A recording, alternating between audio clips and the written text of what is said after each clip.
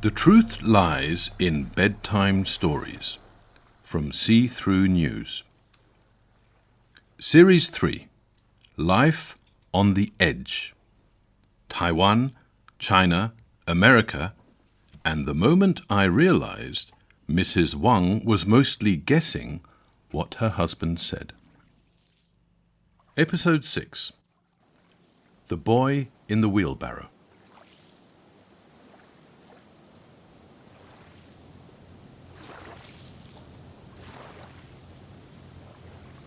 What of Small Wang? We left him on the beach, having urged Middle Wang to save himself, watching his weeping brother catch the last landing craft off Big Chen Island. There was, of course, literally nothing he could do. He'd long developed a raucous squawk to deter rapacious seabirds from pecking out his eyes, a danger he faced as a paraplegic with no one else around. The last U.S. Navy warship steamed away, its decks smothered with his fellow islanders. The last fighters and helicopters returned to their carriers. The birds reoccupied the skies. At first, their occasional squawks and calls along with the waves on the beach were the only sounds around. After the deafening maelstrom that had enveloped the island since dawn, the silence seemed more silent. By and by, chickens in nearby coops started to demand their morning feed. Pigs, too, started to emerge from overnight shelters, wondering what had happened to their breakfast. Donkeys and buffalo began to bray and low, their rumbling stomachs an indication only one human remained on Big Chen Island. That human was Small Wang.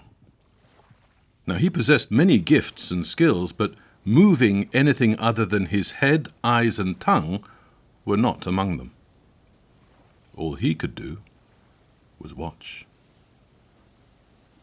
Small Wang had been left facing the sea, so what he watched were the black tendrils emerging from the funnels of the communist warships, turning into black ribbons, then black plumes, and eventually thick black columns of sooty exhaust. The columns reverted to tendrils. The warships weighed anchor and started deploying their landing craft. Small Wang noted the different design of the communist vessels, the different body language of their sailors. Now, the only military sailors he'd met before that morning had been the crew of nationalist patrol vessels, no more than motor launchers with machine guns, really. They'd occasionally stroll by the brothers' garden on shore leave, lean on the fence and chat to the boy in the wheelbarrow. Now, in the space of one morning, Small Wang had been able to compare the operational maneuvers of the Pacific 7th Fleet of the United States Navy with the East Sea Fleet of the People's Liberation Army Navy. The huge gulf in firepower, size, and technology was obvious to a child. But what about the crew? The American sailors, jabbering away in their strange language, and clearly as stressed by the imminent deadline as the islanders they were evacuating, had nevertheless been efficient and professional, and, given the circumstances, friendly. Small Wang had absorbed all that nationalist propaganda about the communists eating babies and torturing grandparents.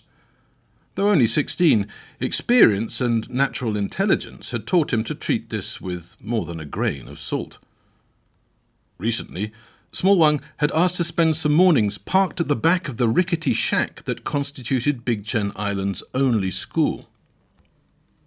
Of course, Small Wang couldn't join the other children when they practiced writing in chalk on slates, or, for those without slates, writing with their index fingers on their outstretched palms. But Small Wang didn't need to. Small Wang remembered most things first time. On the other hand, Small Wang was able to parrot Teacher Li's pronunciation of the official Beijing dialect that was China's common language, Mandarin. In fact, he was much better at this than any of the other students. Small Wang was a quick study. Now, Teacher Li only had a high school education himself, but he was an amiable, mild, and gentle man. Few of his pupils had much time to pursue studies outside the classroom, and not that many had the energy or capacity to achieve much inside it. Teacher Li was more than happy to share what learning he had with this strange pupil. After the other children had gone home for lunch, he'd stay behind to chat with Small Wang, while they waited for one of his brothers to come and retrieve him.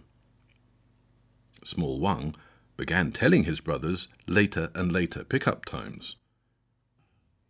If they suspected this, they never let on, and Teacher Li didn't seem to mind either. Before long, Small Wang had got Teacher Li to fill their ever-expanding waiting time by reading him the classical histories of bygone dynasties aloud. As Small Wang lay in his wooden wheelbarrow, concentrating on the words and storing them away for future reference, he reached his own conclusions. Some he shared with Teacher Li. Small Wang would remark on how history was written by the victors.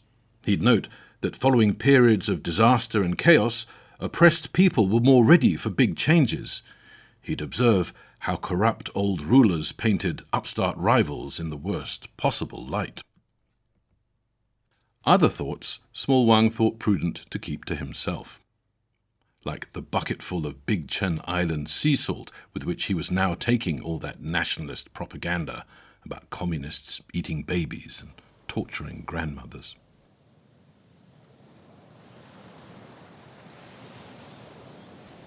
Now, in his wooden wheelbarrow on the beach, Small Wang was about to come face to face with his first actual communists.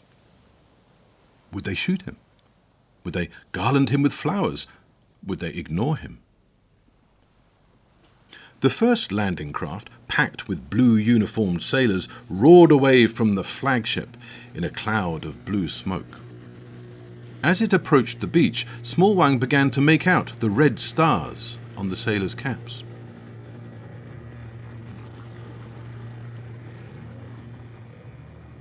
A minute later, the first communist set foot on Big Chen Island. He scanned the deserted beach and the deserted slopes above.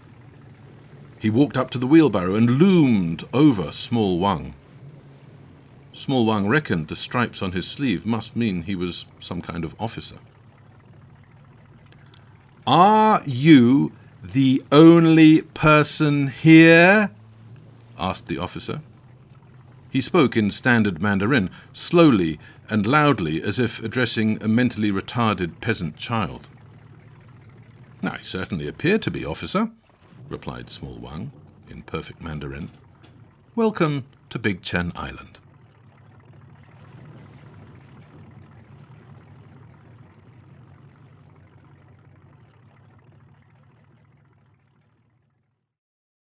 In Episode 7, The Circumnavigating Cook, we find out what happened to Middle Wang after he became the last resident to leave Big Chen Island.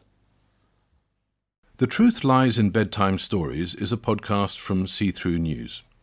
See-Through News is a not-for-profit social media network with the goal of speeding up carbon drawdown by helping the inactive become active. Life on the Edge was written, narrated and produced by SternWriter. Audio production by Rupert Kirkham. Thank you for listening.